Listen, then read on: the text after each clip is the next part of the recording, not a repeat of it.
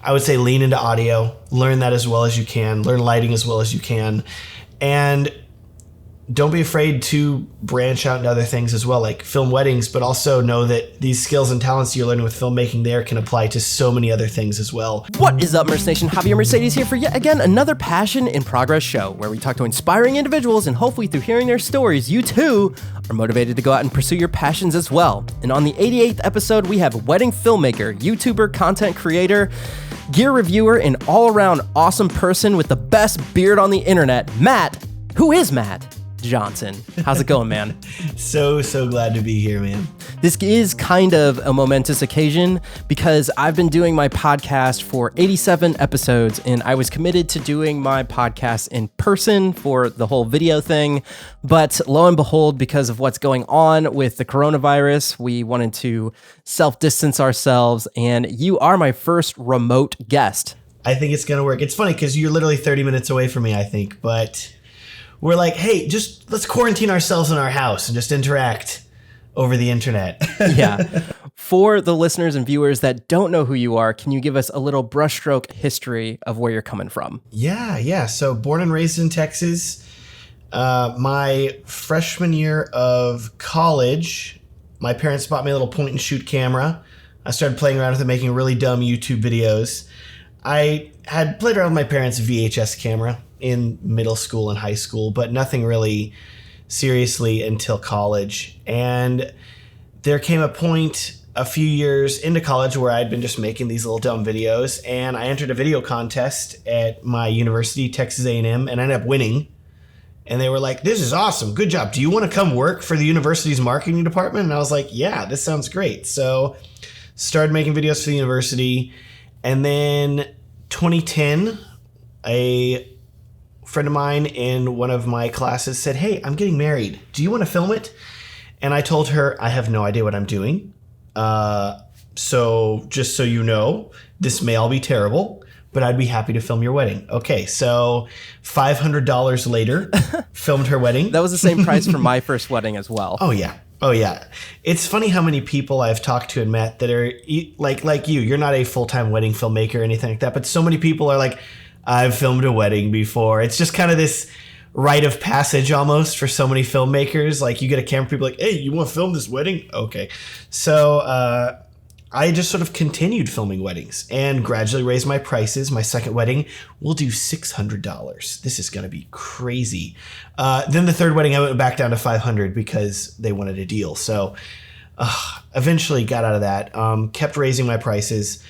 And there came a point where I was graduating from college in 2011, and I was like, wait a second.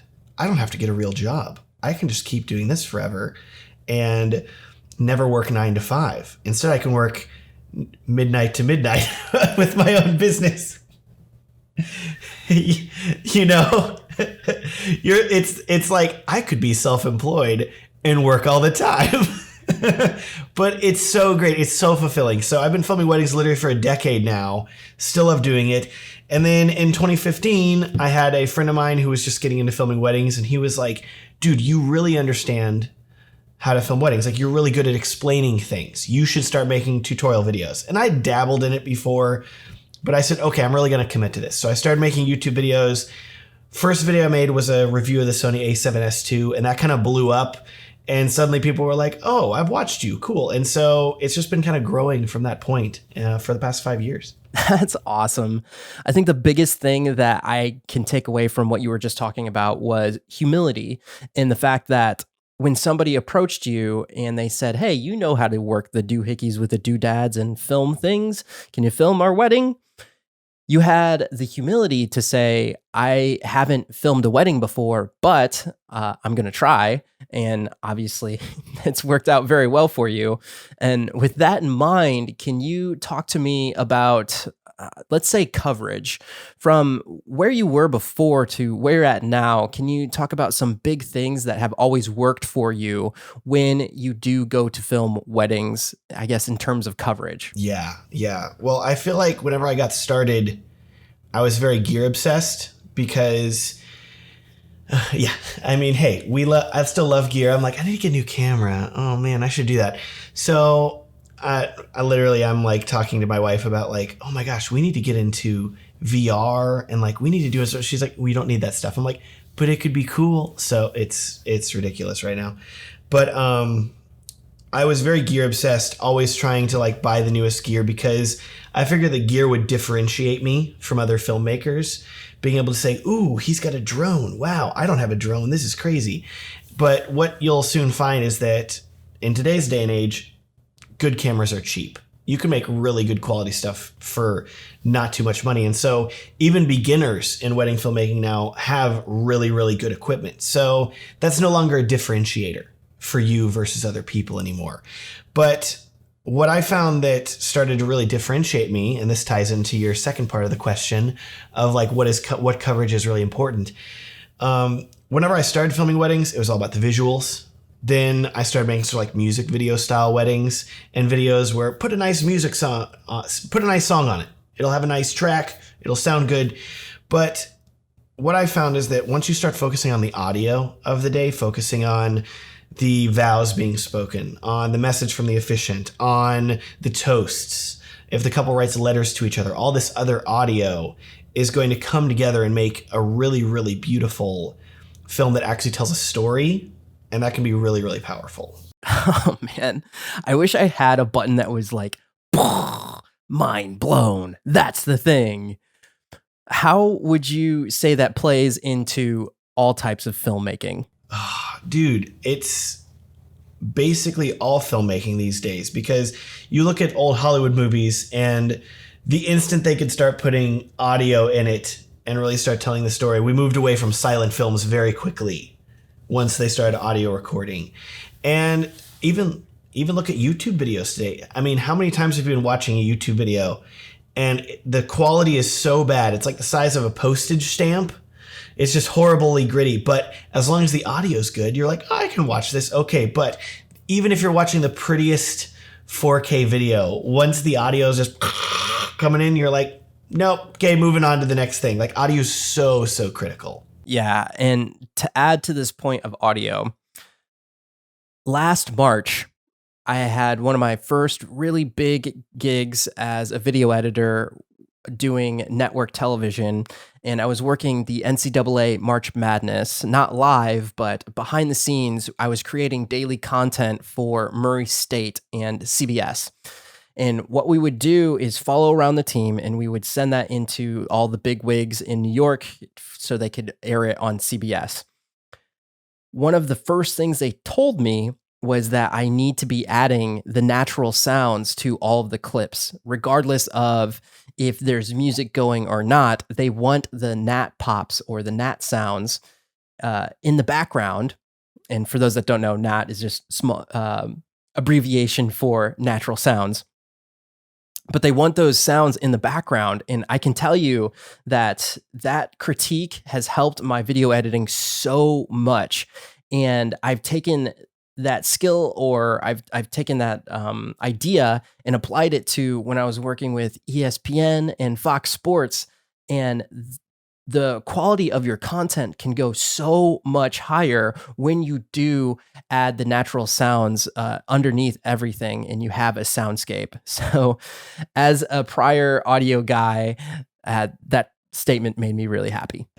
I mean, you watch the NBA or any sporting event, and you always see the guys with the big radio dish microphones on the side, so that way they can pick up just, oh, okay, we got the sound of the baseball bat hitting the ball. Okay, we can put that in. It's just so many little things you don't even think about, but it needs to be there. I would love to get somebody that does live sound during a broadcast on the podcast, because that has to be a nightmare. Well, I guess it's not really a nightmare for them, but it has to be super stressful.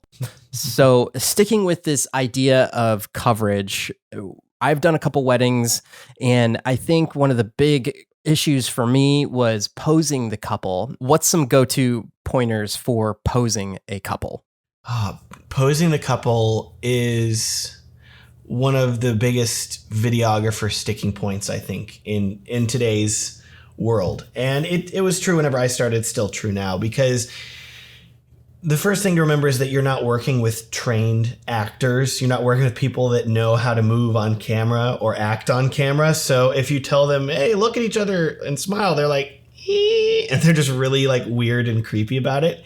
So the biggest thing that I've found that really helps that anybody can do is to build a relationship with your couple before the wedding day, leading up to it. Because if they know you, even if you have just one meeting with them, just get to know them a little bit. They're going to be far more relaxed on the wedding day. And if they're relaxed, then it's like they're hanging out with you and it's not like you're filming them. And so I've had couples where I've been like 2 feet away from them filming and they're like, oh, I didn't even notice you were there. And I'm like, I definitely was. You can see the camera angle right here. I was right next to your face.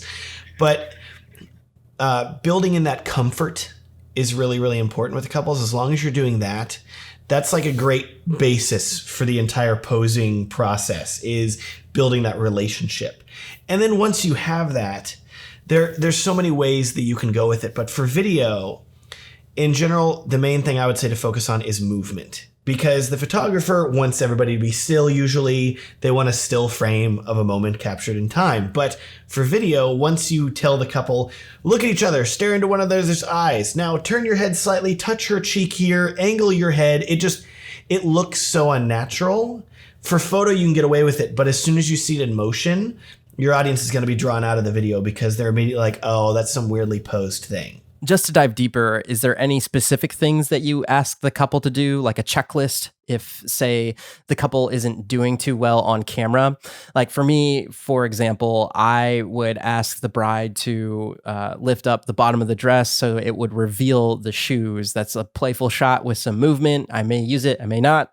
What are some of those things for you? Yeah. So one of the defaults is always whenever I want the couple to be touching each other whenever they're walking. So I'm always telling them, hold hands or like grab his arm or something like that. Put your arm around her. Anything like that to really pick her up. A lot of the time, whenever you're doing the couple shoot, you'll have these 30-second long interstitial moments where you're moving from location to location. So the photographer isn't going to be filming the couple in that point. They're not going to be taking photos because the couple's just walking. But that is prime time for you as the video person to say, wait, no, I need this. This is good. Let's film you guys walking together. And so I've saved some photo shoots that I had like no time at all just because I'm maximizing every single moment to be able to film what I need.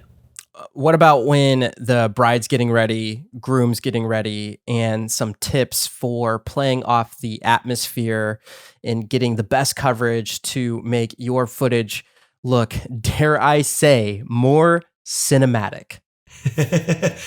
Biggest, simplest thing is getting people to get ready by a window.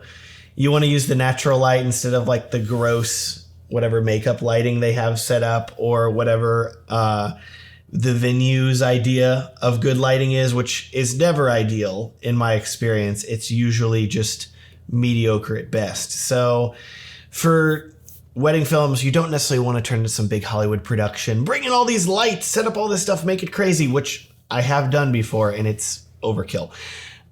If you can just find a nice window, have people get ready by that, it's good. For the groom, super easy. The groom doesn't care. He's like, yeah, cool, I'll stand over here, whatever. Like, they don't have hair and makeup artists, which are around them. So that can be significantly more stressful. So that's why whenever I'm going back to meeting with the couple, I'm asking the couple right from the beginning, hey, would you be cool with getting ready by a window?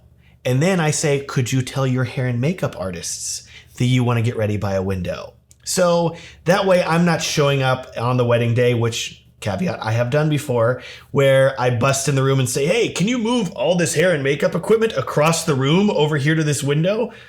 It's a jerk move. I have done it, but it's super awkward. And I would much rather prefer to already show up and suddenly they're already by the window, all ready to go because I asked ahead of time.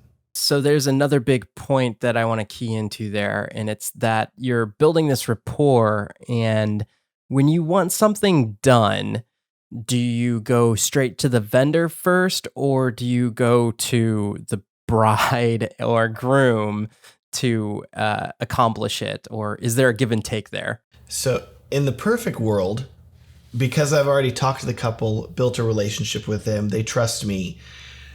I've had weddings where I show up on the wedding day and they're already getting ready by a window, and I never had to ask the hair and makeup people to do it because the couple already asked them to do it, and it came from them, not from me. Likewise, I've had one of the big complaints that wedding videographers often have is, oh, it's so hard to mic the officiant. Oh, this priest doesn't want me to put a mic on him. They're saying, no, why would you do that? You don't need audio. And you're like, no, I need audio, please. But it's one thing to show up at the wedding and come up to the priest right before the ceremony. Hey, I need to put this mic on you. I really need it. Sometimes they'll say yes. Sometimes they'll say no. But if you meet with a couple beforehand and you tell them, hey, could you tell your officiant that I would like to put a microphone on them? Suddenly, that's coming from the couple, not from you. And so whenever you show up on the wedding day, the officiant, half the time I show up and the officiant's like, oh yeah, you have a mic for me, don't you? And I say, yes, I do. Thank you. And it saves you that whole awkward interaction that is just so difficult. Yeah. It seems to me like you are an awesome people person. Were you always this way, or were you an introvert before? I was super, super awkward in high school and even in early college. If you go and look at my earlier YouTube videos, you can go back like 10 years and there's me like, hey guys, what's up? Here's this camera slider. It's cool. Like, it's just, it's so awkward. Yeah. And I feel like a lot of like my video style, my creative style, my personality has really come from me being able to be okay with myself. And I had this visual image before of, I need to look cool. I need to sound cool. I need to act this certain way. And I had to just accept myself. It's some like cliche, dumb thing, right? Like just accept yourself and put your real self out there. But so many people, myself included back in the day, were living this sort of fake personality life. So it's funny because you'll see people tell me they'll meet like a YouTuber or somebody in person and they have a completely different personality than they did on camera. But I feel like, thankfully, a big compliment for me is that I've met a lot of people and they're like, dude, you were the exact same on camera as you are in person. And I'm like, yes, okay, good. I'm not like putting out some weird air of a different person for myself. Got it. And for those that are content creators, what are some tips that you can give for things like audience retention? And just to get specific, I know that our niches somewhat overlap. I mean, we do Premiere Pro tutorials, we both shoot Sony. But for those people, when you do come to creating content, what are some things that you've learned over the years in terms of, I should keep this in the edit and I should remove this? Yeah. Oh, dude, so much of my focus of making any sort of tutorial video that I try to make it different from other people is I try to get to the topic and just tell you what you need to know as quickly as possible. Some of that comes from my general dislike of school growing up, and I didn't enjoy having to go to class and then spend a whole semester just to learn a few quick things. So for me with YouTube, I'm like, how quickly can I tell you what you need to know and be done with it? And so I try to get to things as quickly as possible. And so I don't speaking about audience retention, you have 10 seconds to grab your audience's attention before they're off to the next video and away. So I'm always trying to say, okay, what can I put in those first 10 seconds to grab their attention? And a lot of that comes down to, okay, maybe I'm not going to have some weird dubstep intro to my YouTube videos where it's, what's up everybody, Matt Johnson. I just did that. Except it was more just playing off the fact of TikTok videos and me dancing around my room as like just a exciting intro. See, and so I don't think there's anything wrong with that as long as you have the personality and your audience expects that. But if it's new people coming in and they're like trying to show me how to do this thing in Premiere Pro, and I'm over here like, let me tell you about my baby. And then I'm just talking for like 5 minutes. You know how people just get off track and they're like over there and you're like, tell me what I need to know. Come on, man. Like as quick as possible. So that's been really helpful to me to teach people in that way as quick as I can get to the info. With that, I remember we had a conversation about like a week ago about proxies. And on my channel, I have a couple different tutorials about proxies, but they have to do with specific cameras and how they can create proxies, and then you can put them in Premiere Pro. I haven't created really a designated Premiere Pro tutorial about proxies, because in my mind, if I was going to do that, it would just be like, here, drag the footage into Premiere Pro, right click, hit create proxies, and boom, they're there. Obviously, there's some more technical information that you could go into there, but like you could, if you were really fast, you could do that in like 30 seconds. Your Premiere Pro tutorial on proxies is like, I think, is it 15 minutes? I think it's over 20 actually. Is it really? Yeah. It's one of your best performing videos. And when I watch something like that, I'm thinking to myself, how long are people going to stay for this information? Because you have some pretty vital information far into that video. And as a tutorial YouTuber myself, when I'm creating content, I'm always thinking, how long can I make this content? Because you have to tote that line between creating content for a person that's just a novice at Premiere Pro and intermediate. Maybe they know all the bells and whistles and they just need to know a specific part. How do you go about that? Oh man. Okay. It's funny because the proxy tutorial video is one of my most popular videos, and it's this monstrosity that I had to create because... And for the people that don't know, can you explain what proxies are? Yeah. Okay, so cameras these days record very high resolution video, 4K, 6K, 8K video in very high quality. And most computers these days cannot handle editing that video. So you can create a proxy video that is basically the same video, but significantly smaller file size, smaller resolution, so your computer can edit it very quickly and easily. And then whenever it comes time to edit and export your video, you can then export the full quality video, but you're only editing the smaller videos, so it's way quicker.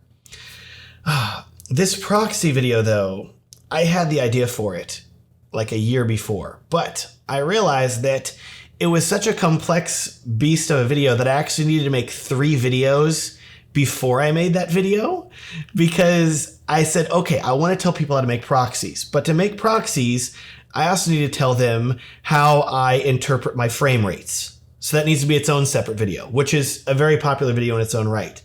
And I said, okay, but then for me to tell people how I interpret video, I also need to tell them how I work with video that's at mixed resolutions. So that's another separate video. So maybe it was only 2 prior videos to the proxy video, but I literally had to make a mixed resolutions video, then a frame rates video, then finally the proxies video so people would fully grasp it. So it's not just a 20-minute video, it's like an hour of videos. And I have people comment, they're like, I just went down the rabbit hole. Thank you. This was very helpful. But my goodness. And I'm like, I'm sorry. This is as quick as I could tell you how to do it because it's a complicated thing. And I feel like there's people in Final Cut that are like, don't just import the footage and it just happens automatically. No, this is Premiere. Nothing's as simple as that. Yeah. So I think the big takeaway there, for me at least, is that the topic was so big and in depth that you needed to break it up into those 3 videos. And even if those videos flopped, the information is out there. And if people wanted to know about this, you have videos that explain it in the way that you would want. Yeah. The other big thing that I did, I think that really helped people is at the start of the proxies video, because it's a 20-minute long tutorial, very start of it, I'm saying, hey, if you want to save time, here's a proxy preset that you can download that will literally, you can just import into Premiere. Here's some instructions on how to use it. So you don't have to watch this 20-minute video. You could literally just use this preset and it'll do it for you. And so a lot of people have really been thankful for that. Was that a lead magnet to an email list? Oh yeah. I'm sure that has skyrocketed the numbers on your list. It's been good. It's been real good. Because you give people something really complicated. It's the choice of a 20-minute video about like detailed technical stuff versus here, do you want to just download this thing? And so it's one of the more valuable lead magnets that I've put out. I wanted to ask, since both of us are tutorial creating YouTubers, what are your thoughts on creating the same content as another YouTuber because when it came to that proxy video, when I was talking to you, in my mind, I'm thinking, well, I want to create a video about how to do proxies in Premiere Pro, but here's this video and it explains everything beautifully. Like I even said to you, I want to create my proxy video, but then I just want to send people to your video. Like, how do you go about that now that you have created content for so long on the platform? I struggle with that still to this day. It's something that I've had to get over and still remind myself to get over, because I've had video tutorials and reviews that I've considered making, and then I was like, oh, I shouldn't make this. This is dumb. Nobody's going to want to watch this. And then those videos end up being some of my most popular videos ever. Like, I wasn't the first guy to make a proxy tutorial video. There was 10 others, 20 other, 50 others out there. Some videos, it's like, there's 1,000 other videos. But I'm like, I'm going to throw this out there too, because what I had to remind myself and remember is that I have an audience that wants to hear my voice and my take on things, just like your audience wants to hear your take on things. So it doesn't matter that someone's already made a tutorial. Like, people want to hear from you. Also, the internet, everybody has a very short attention span. And if your stuff is over a year old, people are all going to be like, what about the new version of Premiere? Like, the amount of comments I get that are people like, is this still apply in Premiere 2020? I'm like, they haven't changed anything. It's the same. But eventually I'm going to have to make a new tutorial for that just to make those people happy, because it's a new year. Put 2020 in the title. Exactly. Just use all of the same footage, but just put the year 2020 in the title. It would work. People would be like, wow, thank you. This is so much more up to date. Like, is it? I don't know about that. Okay, whatever. Crazy. Let's switch over to thumbnails. For those that haven't seen Matt on the internet or in person, he has a very unique looking beard, and I feel like that's a signature throughout all of your thumbnails current day. But was it always that way? Did you get to that and found that it worked? How does that look? Oh, man. So I am not a photographer. I'm not a graphic designer. I'm really pretty mediocre at any sort of design work, prettiness, things like that. I'm not a Photoshop master at all. And so a lot of like me putting my face on the thumbnails was kind of this thing of like, oh, I can do this quickly and easily, and it doesn't look horrible. Okay, we'll keep doing this. And so it's not like some grandmaster plan. It's literally, I don't have the technical knowledge to make some really beautiful, oh my gosh, this thumbnail is so clickable.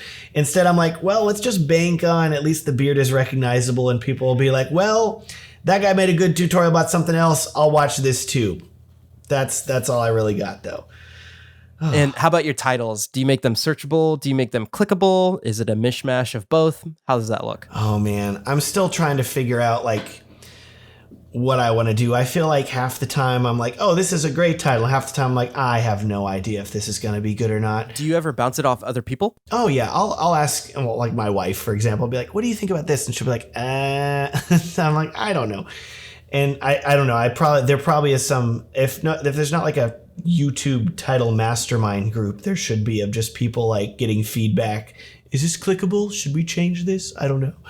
Wow. Yeah, something like a private Facebook group where you would submit your title and thumbnail, and then people would vote on it. Have you heard of Morning Fame? Yeah. Yep. Yeah. I actually have you been to VidSummit?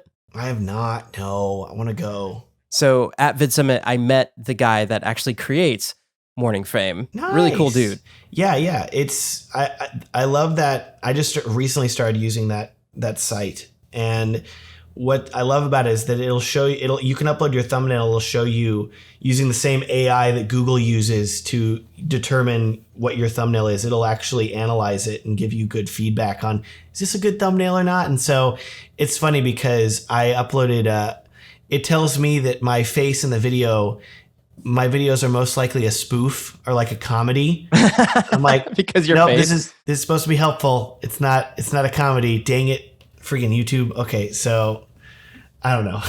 yeah. There's actually a place where you can go if you type like Google AI picture or Google Brain picture or thumbnail or something like that. I might put a link somewhere wherever this is posted. Also, I'll put a link to my Morning Fame affiliate link. But Yeah. you can drag a picture onto this Google AI analyzer thingy, and it will analyze it, and it will start spewing out these tags and everything that it thinks that's in this picture and wants to reference in search according to this picture. So it's actually crazy, pretty accurate. It will, if it has people in it, it will tell you how happy or sad or mad they look. If it's somebody with like a beard, it will have a tag, a beard. If there's a Sony camera in there, it will say Sony camera. It's really crazy how, I guess, high-tech things have gotten today. Well, for how many videos are being uploaded, they can't have some human reviewing thing saying what it is. It's to be impossible. So makes sense. So what's been at the forefront of your mind lately? Going into these podcasts, interviews, any situation like this, I always think in my head, oh man, I really wish we could talk about this. What's that thing for you right now? I guess forefront on my mind right now has been what I've seen just even in the past few days with this whole coronavirus epidemic going on now. I have so many friends of mine that are posting about how they have weddings coming up or corporate shoots, or they do different productions that have all been canceled or postponed. I have a friend that was supposed to drive up to Dallas today to go film some big event. He'd bought a new light, he bought a new computer, he bought all this stuff. Like, this is going to bankroll this whole thing, and suddenly not happening anymore. I know that feeling when Crazy. you get that huge client and then you can finally buy that piece of gear that's so expensive, but at least it's going to bankroll. Well, for example, the computer that I'm talking to you on right now is from one of those clients where I got it and I had to use the computer for the editing, and obviously I got paid, but I can't imagine having to put forth the investment and then all of a sudden all of that going away. Man, it sucks. So I feel like there's a lot of fear right now in the entire freelancing video community. Everybody's nervous saying, oh man, are we gonna still have jobs? Like, I hope that people have some money saved up to be able to weather through this for a few months. Because I think the good news is that there is a light at the end of the tunnel, that you have for weddings at least, you have all of these couples that are getting engaged. People are still getting engaged even during the coronavirus. Or if they're not engaged yet, they're planning on it. And in a few months, they're going to get engaged and they're going to be ready to be married. And so I would expect a tidal wave of inquiries for everyone coming in a few months once all this dies down, and it should be good. Either that, or they're going to want to hire a videographer to document the process for people that couldn't attend certain events. Yeah, totally. We have a wedding coming up at the end of the month, and I'm like, is this wedding going to happen? We don't know yet. So everybody's just kind of in the waiting period right now, just saying, okay, let's just keep in our houses, catch up on some editing. I mean, that's the nice thing about staying at home, I guess. You have editing time. Oh, crazy. There was this meme that I saw where it was this guy, and think of the most stock image that you could see, where he was sitting in front of a computer and behind him was an old school tape camera, and above it read, editors, self-containing since 1985, because they've just been locked in rooms editing since then. I'm already quarantined. It's fine. I'm naturally quarantined in my life. It's funny because I'm like making YouTube videos at my house. Literally, my wife Rachel asked me today, she's like, what would happen if you got infected with the coronavirus? You'd have to self-quarantine. And I'd be like, oh man, I'd probably record so many YouTube videos. Like, just, I'm just stuck here. Hello, everyone. You want to learn some more stuff? Okay. Other random thought. I was listening to this tech podcast this morning, and they were talking about the internet traffic. They've already seen like a 10% increase in U.S. internet traffic just in the past few days because so many more people are staying at home. And I think it was Italy went up by like 30%. Yeah, I actually have a personal story, or I guess you could say theory about this in terms of what content creators can maybe expect out of all of this pandemic, in maybe an optimistic light in terms of people spending time on the internet viewing their content. And it has to do with my last job at the Chive, which, if you don't know what the Chive is, it's a website and they curate content for the internet. And you have to remember that when they started this website, the internet just wasn't where it was in today's standards. Like, social media just wasn't a big thing. If you wanted to go see memes, you would go to a website like the Chive. They curated and found things, and then they put it on that website, and people would go to that website to like escape for a couple minutes in their day. Now, when they founded the website, it was during the peak of the recession in 2008, and they had awesome numbers and a bunch of traffic to their website because people were spending more time on the internet during the recession. So I don't know how that will parlay into what's going on in today's standards, but it has to mean something that so many people are spending their time viewing content on the internet since their self-quarantine. So yeah, dear listener, if you are stuck at home, start a YouTube channel if you haven't already. Start a podcast. Yeah, exactly. This is the opportunity. So there's always a couple questions that I ask the guests at the end of the podcast, and I think this is a good time to parlay straight into, why do you do what you do? Mm-hmm. Ooh, good question. Oh man. Okay, so first of all, I'm a guy that loves Jesus. I think Jesus is really, really awesome, and I think that he gives everybody a purpose in life, and I feel like I'm living out what he made for me to do, and to help people, to encourage people, to use the creative skills and talents he's given me to be a helper to others. And so I've been doing that, and it's crazy because 5 years ago, if you told me, hey, Matt, you're going to be on a podcast with Javier, I'd be like, I don't have no idea why.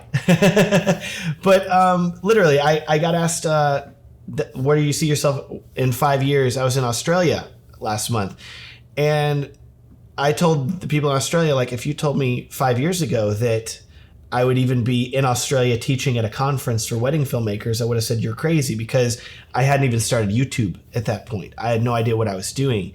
And so I'm just on this like ride of excitement and craziness. And so I feel like I've been put on this earth to help other people, to make encouraging content, to express the creativity that God's given me. And that's been really, really cool to see through wedding films, through YouTube, through everything. Well, there you go.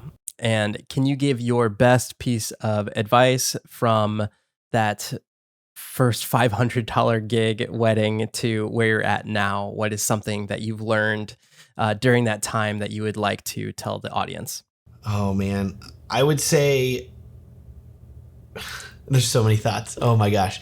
If you're just getting started, don't buy all your gear at once. Renting is your friend, because I've had so many people that are like, oh, I'm going to start filming weddings. I just bought 10 grand worth of equipment. And I'm like, no, rent first. See if you actually like filming weddings first. Oh my gosh. But once you gain some experience filming weddings, I would say lean into audio, learn that as well as you can, learn lighting as well as you can. And don't be afraid to branch out into other things as well, like film weddings, but also know that these skills and talents you're learning with filmmaking there can apply to so many other things as well. For me, I'm doing weddings and now I'm doing YouTube too. So there's so much stuff. Caveat to that. On the flip side, if somebody's listening to this and they are getting married, what is something that they can do to have the most bestest, awesomest wedding video ever? Oh man, that's good. Or I guess, what should they be thinking of that isn't too much of an ask on their end to get the best production possible out of the wedding video?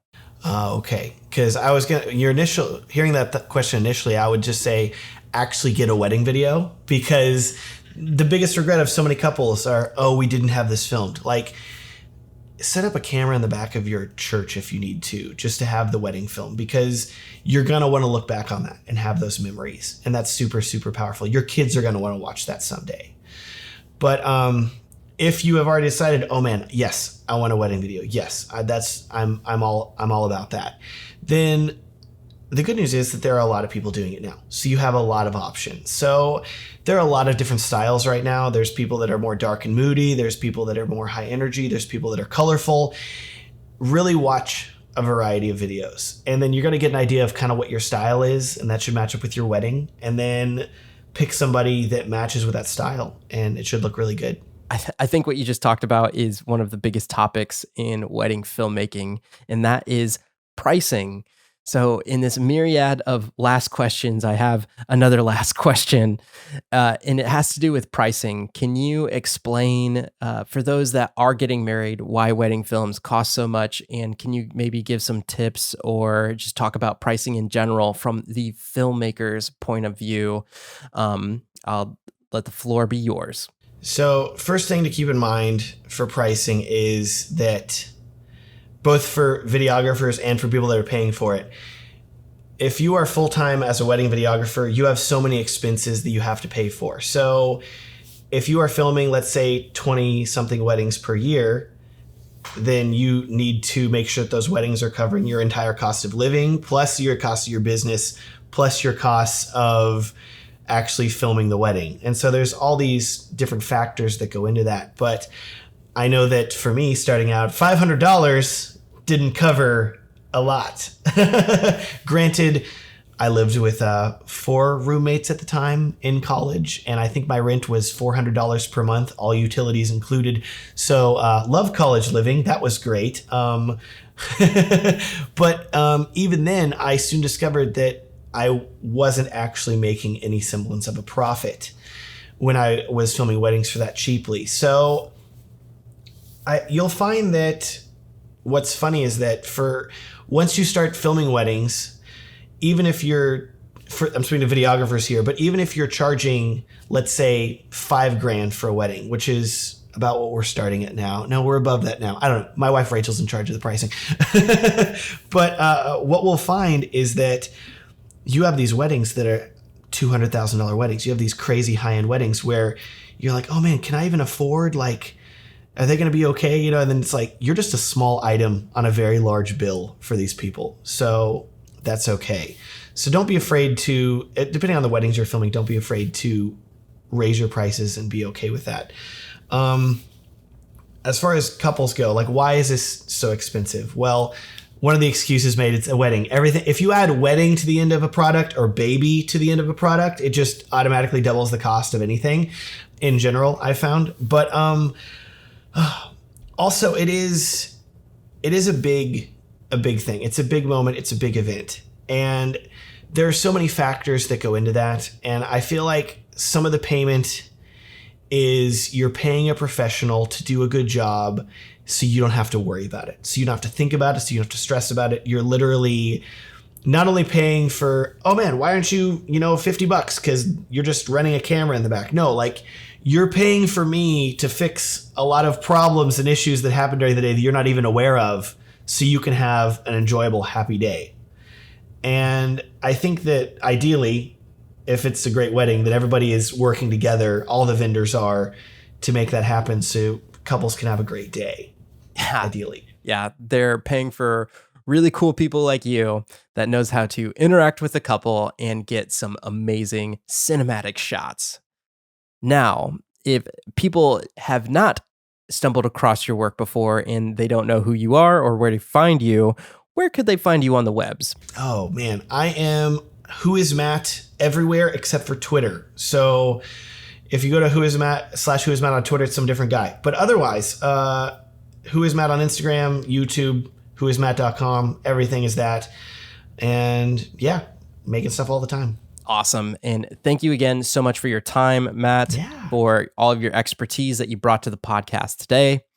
And for you, the listener or viewer out there, if you would share this podcast out with a friend, if you found this podcast to be valuable, I would love you forever. In fact, you could get out a piece of paper, get out a pencil, and write down the URL, put that into a mailing envelope, send that to your grandma, and then say, hey, check out the Passion in Progress podcast with Javier Mercedes, episode 88 with WhoisMatt Johnson.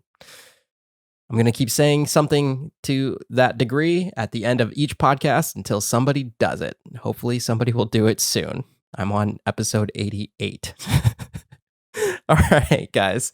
Until next episode, I hope you're out there living a life of abundance and stay safe with all the stuff that's going on out there now.